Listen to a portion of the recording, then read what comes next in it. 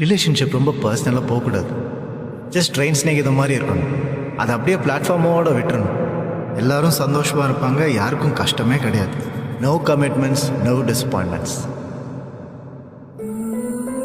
ஏய் ஹலோ, யார் நீ? உன் பேர் என்ன?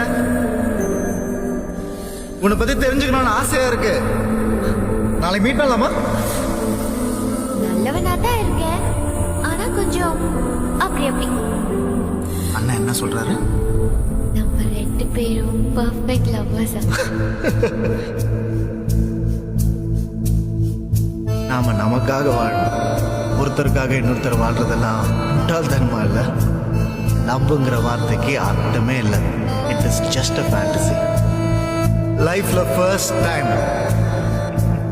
ஒரு பொண்ணோட பேர் கூட தெரிஞ்சுக்காம போறேன்.